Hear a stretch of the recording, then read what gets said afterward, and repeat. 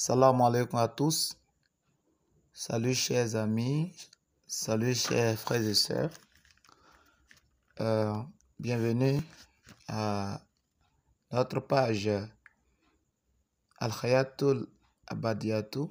Aujourd'hui, nous voulons mettre à la disposition de la compréhension de chacun de nos amis musulmans et chrétiens sur un thème vraiment capital qui depuis longtemps est resté vraiment comme de tabou. Allah est-il l'Éternel? 10 points vont nous aider à voir clairement si Allah est l'Éternel ou pas. Voilà, bien avant de continuer, nous devrons à l'entrée expliquer ce que c'est que Allah et expliquer ce que c'est que l'Éternel. Allah, en arabe, veut dire Al-Ilah. Al-Ilah, ce qui veut dire le Dieu. Al, le. Ilah, ça veut dire la divinité ou le divin en arabe. Maintenant, comme on ne peut pas dire la école, en fait de contraction, voilà, c'est devenu Allah. Allah, si bien que avant l'arrivée de l'islam, il y avait une divinité en Arabie Saoudite que la religion Hanifa adorait, et ce Allah avait trois filles dans leur pratique paganiste. Il y a Al-Manna, Al-Lat et Al-Uzza.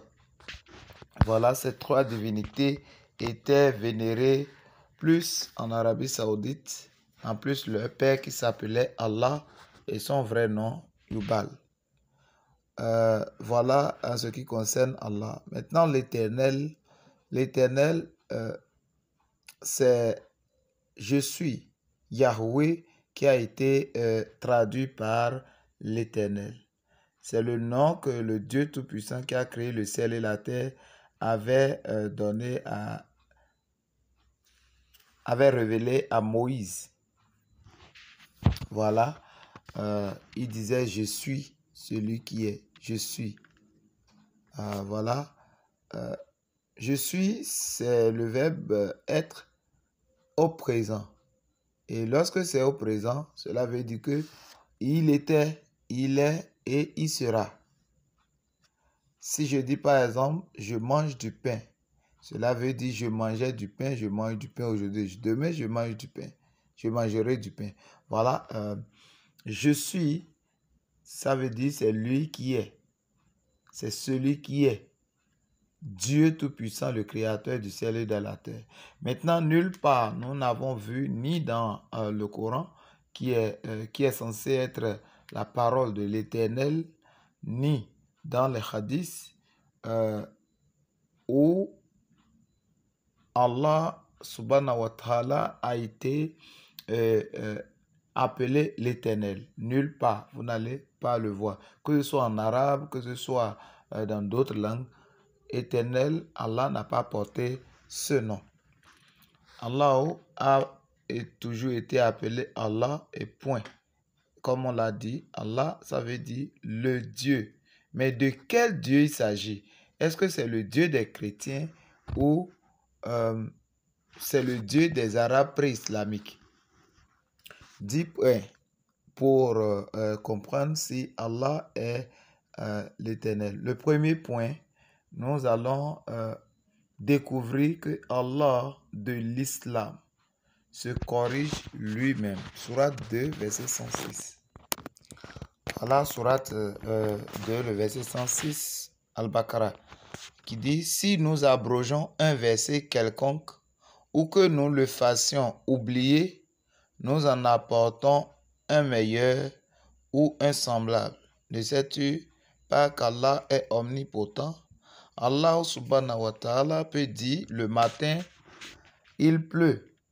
Et en même temps, le soir, il va dire, il ne pleuvait pas le matin. Juste, il peut dire, le soleil se lève à l'est, à l'ouest et à l'est et se couche à l'ouest le matin. Il va dire ça. Et le soir, il va changer encore de bouche pour dire non, le soleil ne se couche pas à l'est et ne se couche pas à l'ouest. Maintenant, il change sa parole, il fait oublier sa parole, ou bien lui-même, il abroge sa parole. Maintenant, le problème se trouve au niveau de changement. Il dit qu'il change. Il amène maintenant le meilleur. Donc, il peut dire, le ciel et la terre mesurent 15 mètres, ou bien 15 km, ou bien 150 km. Et supposons, le ciel et la terre mesurent 3000 km. Il peut dire ça le matin et après il va dire non, non, non, non. Ce n'est pas 3000, c'est 5000. Donc il abroge ce qu'il a dit 3000 et il dit 5000. Ça, il a amené le meilleur verset, ou bien il amène l'identique. Donc il va dire, c'est 3000 km. Et le matin, et le soir, il va dire non, non, non, ce n'est pas 3000 km, mais c'est 3 millions de mètres. Vous voyez? Donc ce qui est semblable, ou bien 3000 km, il remet la même chose. Allah change et change ses paroles.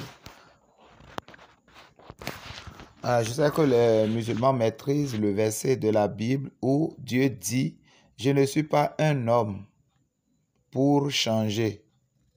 Vous voyez? Voilà.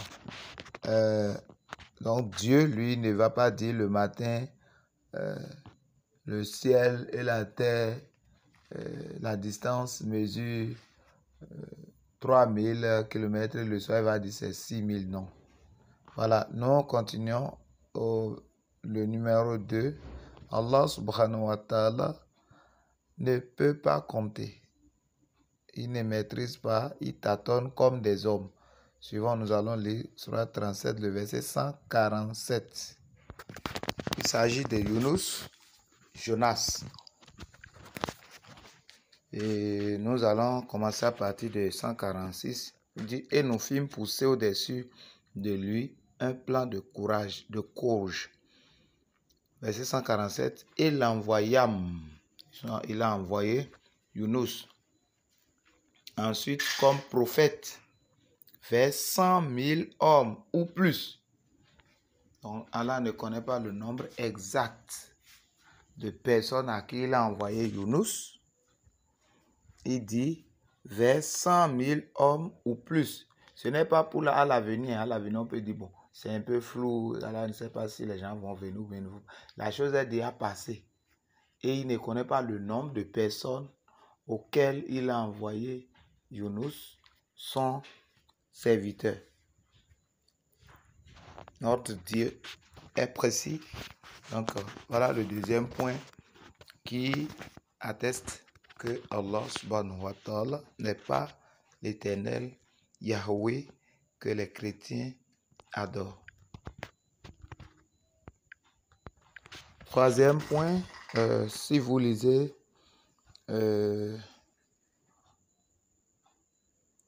Sourate 33, le verset 25 à 28, vous allez voir là où Allah subhanahu wa ta'ala a ordonné à son messager d'arracher la femme de son fils adoptif. Pour comprendre mieux cela, je vous invite à lire les tafsirs de Ibn Kathir, tafsir de Tabari, tafsir de Ibn Majah, tafsir de Jalalain. Vous allez lire les différents tafsirs pour comprendre mieux les circonstances dans lesquelles Zayd a laissé tomber sa femme Zainab avec un cœur contrit. Il coulait les larmes parce que le prophète de l'islam a convoité sa femme. Or, lui, il est le fils adoptif de Muhammad. Or, avant cet acte, les fils adoptifs et les fils biologiques ont le même droit. Donc, c'est pour pouvoir arracher cette femme qu'il a toujours dans Surah 33 là, changé cette loi que tous connaissaient en Arabie Saoudite avant l'arrivée de l'islam, la paternité, dont il dit qu'il n'est pas le père de personne. Donc Dieu que nous adorons, l'Éternel des armées, le Saint d'Israël, ne va jamais accepter ou épauler cet inceste de son prophète ou de son envoyé. La preuve, David aussi avait commis cette erreur de coucher avec la femme de son militaire. En son temps, il a grossi et puis il l'a fait tuer. Mais le Seigneur l'a frappé durement. Le Seigneur ne l'a pas épaulé pour dire non, c'est lui qui a ordonné que David puisse commettre cet acte, ce forfait. Mais dans ce cas, Allah subhanahu wa ta'ala a dit que c'est lui qui a ordonné. L'idée sourate, c'est dans le Coran, ce n'est pas dans Hadith où on va douter. Sourate 33, le verset 25 à 28. Voilà, nous allons aborder le point 4. Le point 4,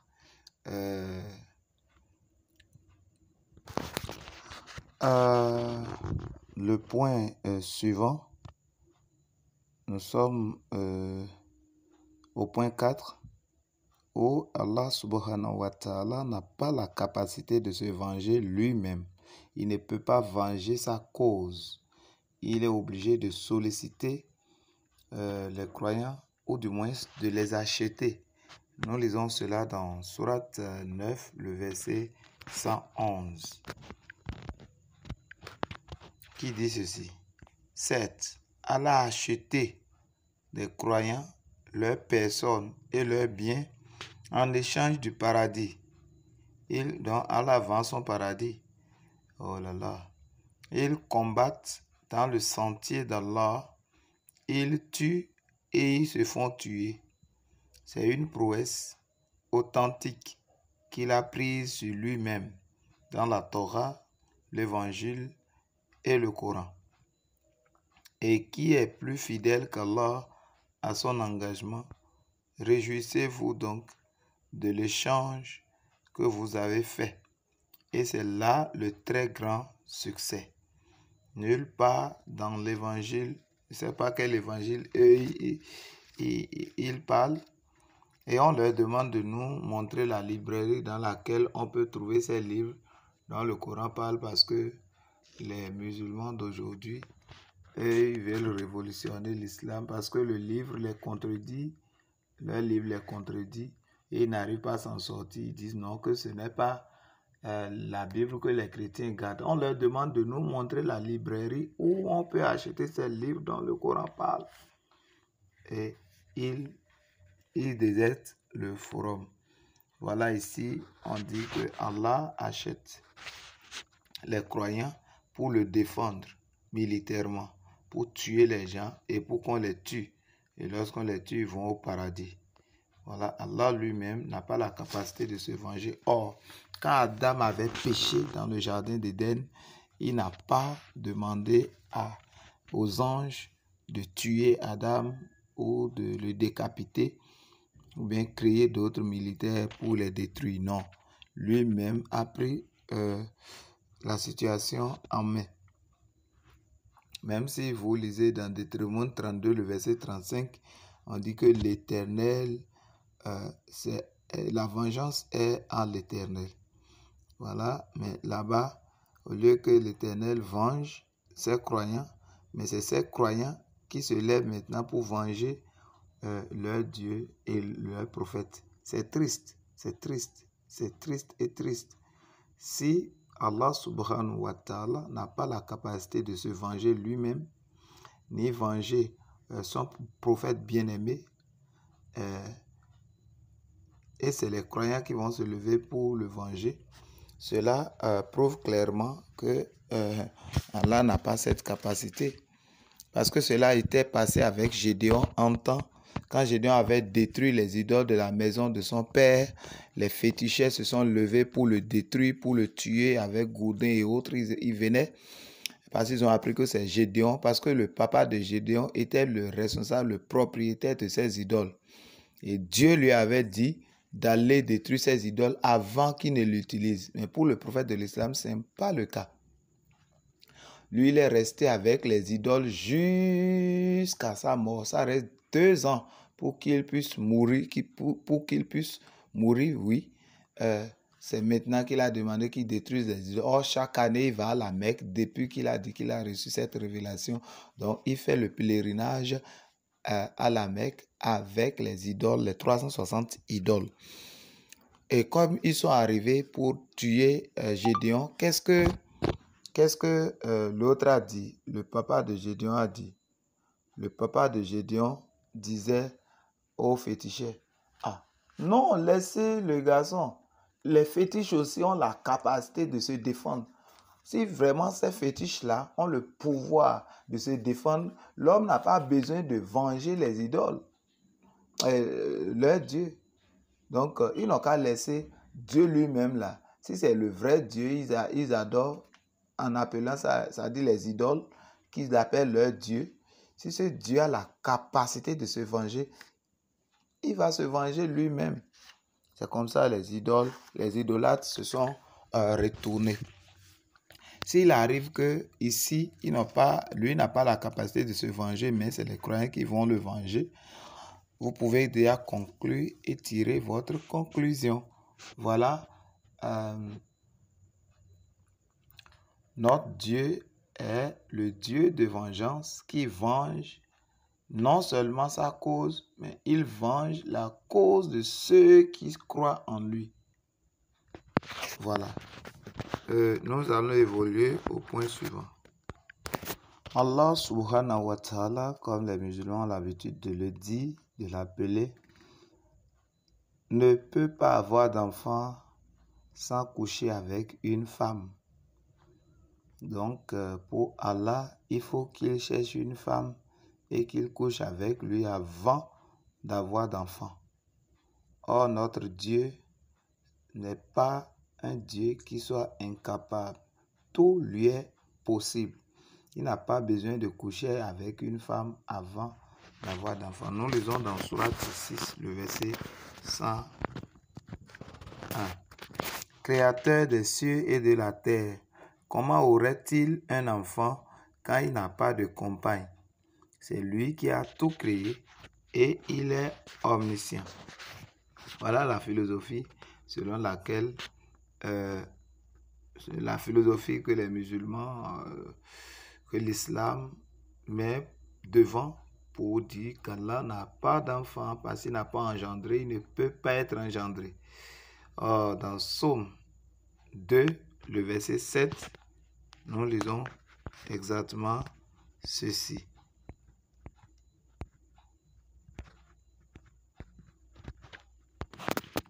Je publierai le décret. L'Éternel m'a dit, tu es mon fils, je t'ai engendré aujourd'hui.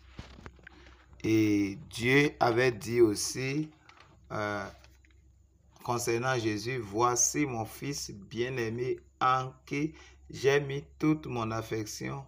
Écoutez-le. Écoutez-le. Donc Jésus était le fils de Dieu. Et pas que Dieu a couché avec une femme pour avoir d'enfants. Il est né de l'Esprit et l'Esprit a quitté chez son Père pour devenir chair. Voilà, Allah ne connaît pas ça. Il faut que Allah se marie et fasse d'enfants avant et coucher avec cette femme avant d'avoir d'enfants. Et ce qui est impossible d'ailleurs pour lui. Et ce qui n'est pas faisable d'ailleurs. Voilà. Nous allons nous arrêter au point